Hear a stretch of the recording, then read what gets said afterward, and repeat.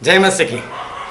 आज एक पद हम देखते हैं और जो पद है वो है मत्ती उसका 3रा अध्याय और उसका 2रा पद। मत्ती 3 और 2। वहाँ पर ऐसा लिखा है, मन फिराओ मतलब कि पश्चाताप करो, क्योंकि स्वर्ग का राज निकट आ गया है। फिर एक पद और पढ़ते हैं मत्ती में से उसका 4था अध्याय और हम पढ़ते हैं उसका 17 पद। वहाँ पर ऐसा लिखा है, उस समय से यीशु प्रचार करना और यह कहना आरंभ किया कि मन फिराओ क्योंकि स्वर्ग का राज निकट आए। जो मत्ती 3 के 2 में पढ़ा वो यूहन्ना बपतिस्मा करने वाले जो थे उन्होंने प्रचार किया। मत्ती 4 के 17 में प्रभु ने ऐसा प्रचार किया कि मन फिराओ क्योंकि स्वर्ग का राज निकट आया है।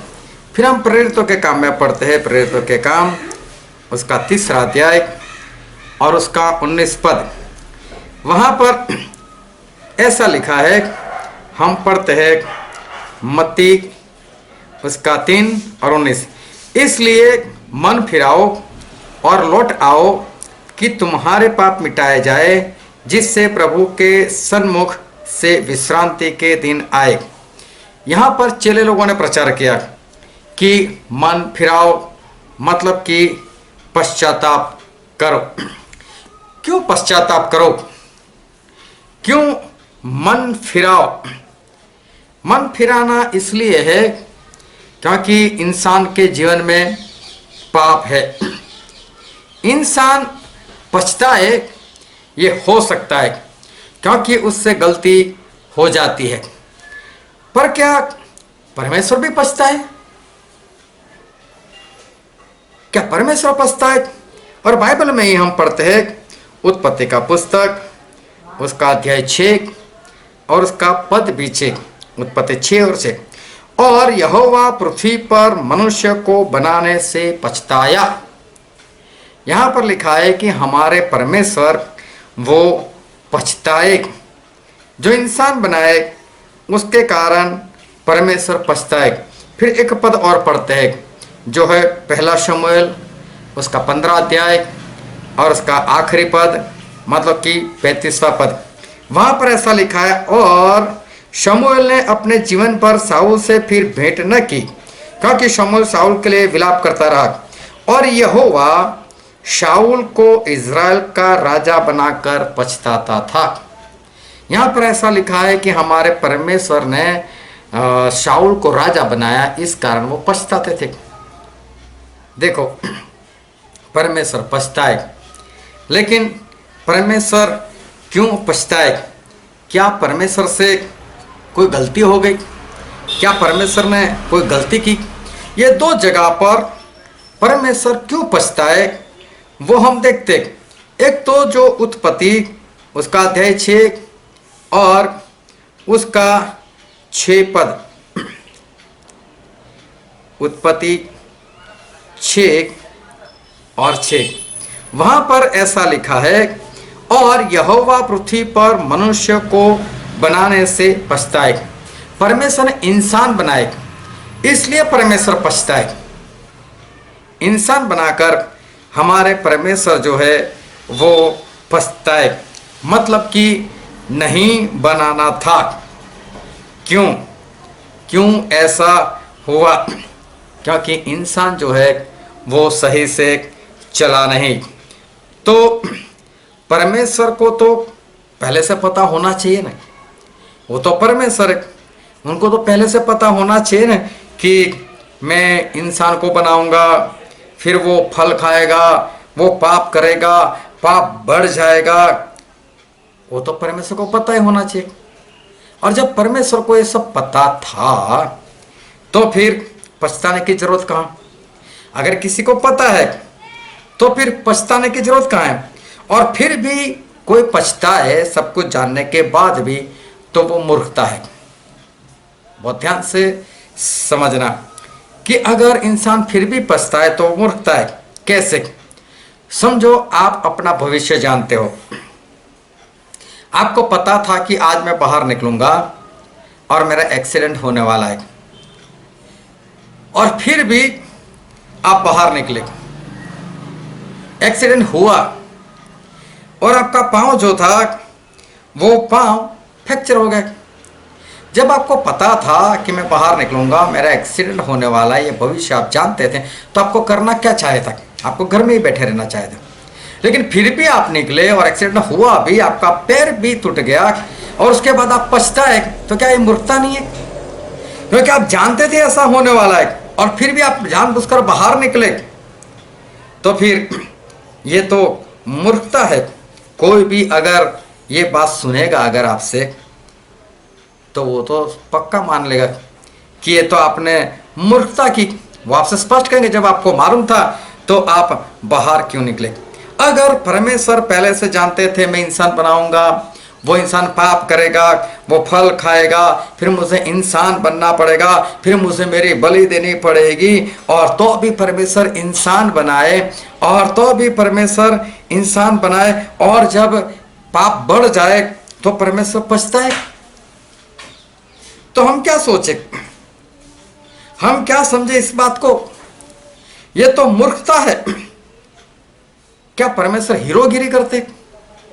जैसे फिल्मों में दिखाते, हीरोइन अकेली जाती होती है, फिर हीरो दो चार मवाली लोगों को कुछ पैसे देता है, जाओ उसको जाकर छेड़ो, और फिर मैं आकर आपको मारूंगा, आप मार खाकर भाग जा रहे, और फिर हीरो उस हीरोइन के साथ सेटिंग कर लेता है। क्या हमारे परमेश्वर ऐसे कोई हीरोगिरी करते कि मैं इंसान को ऐसे बनाऊंगा, वो पाप करेगा, फिर मैं इंसान बनकर एंट्री लगाऊंगा, फिर मैं बलि दूंगा और मैं बड़ा मूल्यवान बन जाऊंगा? क्या हमारे परमेश्वर ऐसे कोई हीरोगिरी करते? वो ध्यान से समझना। नहीं, हमारे परमेश्वर वो पवित्र परमेश्वर है, हमारे परमेश्वर सर्वज्ञानी परमेश्वर है, हमारे परमेश्वर पवित्र भी है और हमारे परमेश्वर सर्वज्ञानी भी परमेश्वर है। और बाइबल में ऐसा लिखा है, हम पढ़ते हैं पहला शमूएल और उसका 15 अध्याय और उसका 23वां पद। पहला शमूएल 15 का 23, वहां पर ऐसा लिखा है, देख बलवा करना और भावी कहने वालों से पूछना एक ही समान पाप है। भावी कहने वालों के पास जाना, उससे पूछताछ करना, ये तो पाप है। सीधी सी बात है, परमेश्वर ये कहना चाहते हैं कि भावी देखना वो तो पाप है। परमेश्वर सर्वशक्तिमान, लेकिन हमारे परमेश्वर कभी भी पाप नहीं करते। वो सर्वशक्तिमान है लेकिन कभी पाप नहीं करते हैं। भावी देखना पाप है और परमेश्वर भावी देखने का पाप कभी नहीं करेंगे, क्योंकि वो भावी देखना पाप है, इसलिए हमारे परमेश्वर कभी भी भावी नहीं देखेंगे। क्या आपको चोरी करना आता है? हाँ, आता है। क्या व्यभिचार करना आता है? हाँ, व्यभिचार करना भी आता है। हमारे परमेश्वर जो है उनको भावी देखना आता है, यह शक्ति है उनके पास। जिस तरह से आपके पास चोरी करने का ज्ञान है, चोरी करने की शक्ति भी है, व्यभिचार करना भी आपको आता है, पर जब तक आप वो करते नहीं तब तक वो पाप नहीं।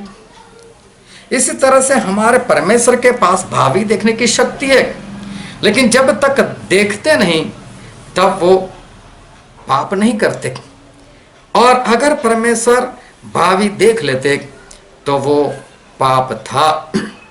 और ऐसा होता, अगर परमेश्वर ने भावी देख लिया होता तो कभी भी इंसान को बनाते ही नहीं, और अगर बनाते तो पहले जो शैतान था उसको खत्म कर देते, उसके बाद हमारे परमेश्वर वो इंसान को बनाते, वरना ऐसा काम हमारे परमेश्वर कभी भी नहीं करते। अगर परमेश्वर भावी देख लेते कि शाऊल उसको मैं राजा बनाऊंगा, और राजा बनाने के बाद वो मेरी आज्ञा नहीं मानने वाला, तो क्या वो कभी उसको राजा बनाते?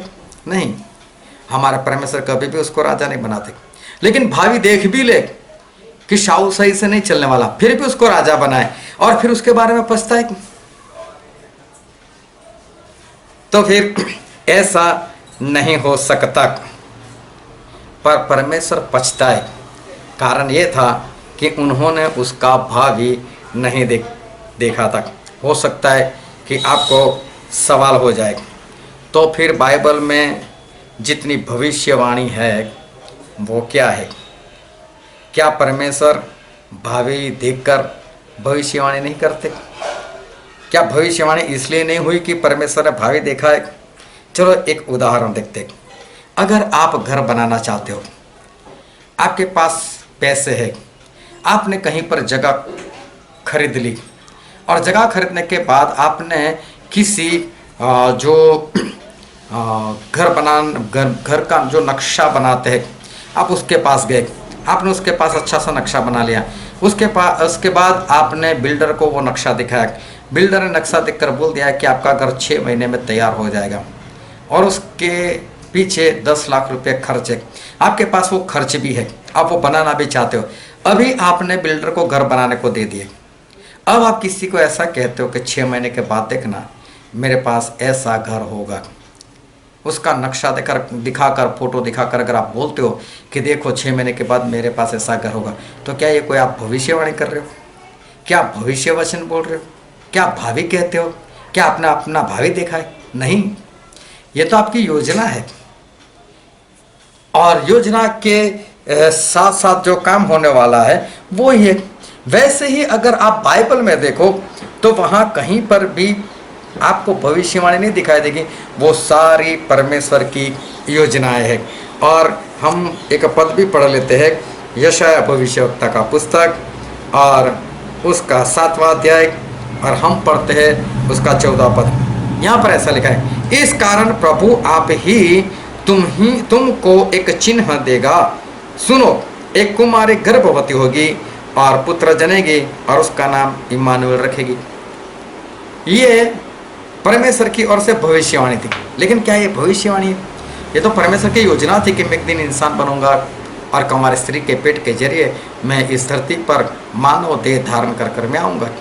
एक पद और देखते हैं, वो भी यशायाह भविष्यवक्ता के पुस्तक में ही है। यशायाह भविष्यवक्ता का पुस्तक और उसका 53 और उसका 4 और 5 पद। यहाँ पर लिखा है, निश्चय उसने हमारे रोगों को सह लिया और हमारे दुखों को उठा लिया, तो भी हमने उसे परमेश्वर का मारा कूटा और दुर्दशा में पड़ा हुआ समझा।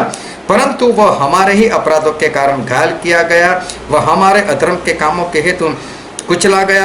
हमारे ही शांति के लिए उस पर ताड़ना पड़ी कि उसके कोड़े खाने से हम चंगे हो गए। देखो, यहाँ पर जो परमेश्वर की मरने की योजना थी वो यहाँ पर जाहिर की है।